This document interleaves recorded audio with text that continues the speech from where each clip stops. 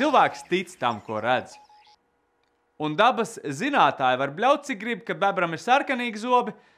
Televizorā bebrēns ar baltiem zobiem tīra tos ar skaistu pastu, un viņam ir svaiga mute visu diennakti. Un cilvēkam liekas, ka tas tiešām tā arī ir. Bet patiesībā zobu pasta no zobu pastas stipri atšķirās. Un šīs atšķirības jums tūdaļ paskaidros Ralfs Šeniņš. Jau kopš bērnības vecāki māca bērniem tīrīt zobus. Arī pieaugušiem zobārsti iesaka to darīt vismaz 2 reizes dienā, no rīta un pirms gulētiešanas. Tādēļ šoreiz pētīsim zobu pastas. Pati senākā zobu pastas recepte ir datēta 4. gadsimtā, un par tās autoriem uzskatām senie ēģiptieši, kas par pamatu zobu pastas gatavošanā izmantoja piparmētras, sāli, piparus un kaltētus īrisu ziedus. Gadu gaitā parādījās dažādas interesantas pastu interpretācijas, piemēram tādas, kurās kā abrazīvie līdzekļi tika izmantot sasmalcinātu kauli un gliemežvāki. Taču revolūcija zobu pastu pasaulē notika 1873. gadā, kad Colgate iepazīstināja pasauli ar pirmo komerciālo zobu pastu, kas bija pildīta burkās.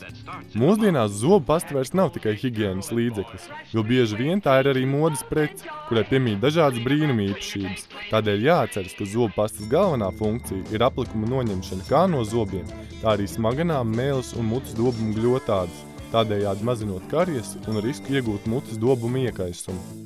Tāpat zobu pasta var piegādāt zobam ksilītu un floru. Mēs pietiekošā koncentrācijā nespējam uzņemt to floru, un tieši tāpēc zobu pastās tas tiek pievienots. Jaunākās tendences zobu pastās pievienot kalciju, kalcija karbonāts, piemēram, aizstājot, teiksim, fluorīdus. Ja? Bet, ja kalciju mēs varam pietiekošās devās uzņemt, lietojot pārtikas produktus, tad floru mēs nevaram pietiekošā koncentrācijā uzņemt. Apskatot mūsdienu zobu pastas saturu, redzam dažādas nosaukumus, kas lielākajai daļai cilvēku neizsaka pilnīgi neko. Tomēr ir vērts atcerēties dažus no nosaukumiem un apzīmējumiem. Parasti zobu pastās liek klāt tādus savienojumus kā PEG, piemēram, šeit. Ja? Tas ir tā ir viela, kas nodrošina zobu pastas konsistenci. Un parastais tā PEG seko kaut kāds cipars, tur 4, 6, 8. Un jo viņš būs mazāks, tas rādītājs, jo pasta būs mazāk kaitīgāka. Tad ir tāds CI, tā parasti ir krāsviela. Ja? Sodium laureola sulfāts, tas ir, kas piedod pastai to putojošo, bet tas arī, principā, cilvēkam skaitās, viņš ļoti sausina mutes gļotādu un īpaši jāuzmanās gados veciem cilvēkiem. Tāpat īpaši uzmanību jāpievērš parabēniem, kas ir toksiski un var ietekmēt kā veģetatīvo nervu sistēmu, tā aknas un nieres. Tā kā zobu pastas saturs ir pietiekami biedējošs, līdzīgi kā ar pārtikas produktiem, atsevišķos veikalos ir atrodams arī ekoloģiskās zobu pastas.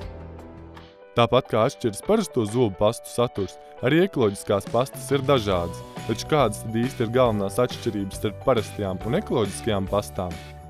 Viena no atšķirībām būs tā, ka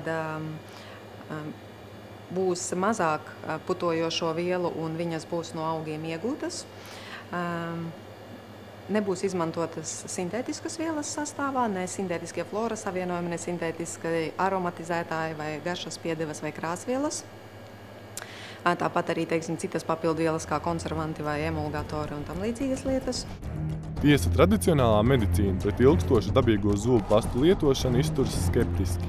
Tur vajadzētu būt uzmanīgiem ar to, ka viņās ļoti bieži nav tā fluorīda iekšā.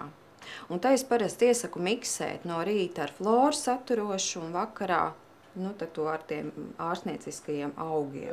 Floras tādā izpratnē, kā viņu pievieno parastajās zobu pastās, ir sintētisks savienojums, un tā kā šeit ir certificēta dabīgā kosmētika, tad viņš pēc definīcijas nevar būt iekļauts. Pavisam alternatīvs variants ierastējai zobu pastai un arī zobu birstei ir zobu tīrāmie kociņi, kurus cilvēki izmantot sāka vēl pirms zobu pastu izgudrošanas, un daudz viet turpina to arī šodien. Visbiežāk tiek izmantot nīma koka vai salvadora persika, jeb tā sauktie misvaku kociņi. Es to skatos kā atgriešanos uz kaut kādiem viduslaikiem, Ēģipte senā, kad cilvēkiem nebija zobu birstītes, nebija zobu pastas, un tad mēģināja to aplikumu notīrīt kā prot. Ja? Un te ir tas jautājums, kad kad atkal nav tur iekšā tas fluorīds, jā, mehāniski tu viņu noņem, bet arī vai tas aplikums tomēr nesadzenās zem smaganu malas, ja, un tad sākās smaganu recesijas, atkāpšanās un tādas nopietnākas problēmas. Kā redzam, pilnīgas vienprātības zobu tīrīšanas ziņā nav, taču, ja izvēlaties vienalga, kur no zobu pastām, jāatceras, ka tāls birstas ir jāuzliek neliela zirņa lielumā, jo lielāks pastas daudzums ne tikai neuzlabos tīrīšanas kvalitāti, bet arī nespējas uzsūkties zobā. Izvēloties zobu pastu, ir būtiski apzināties, kādas ir individuālās vēlmes un nepieciešamības, jo to piedāvājums ir gana plašs un piemērots praktiski visām vajadzībām.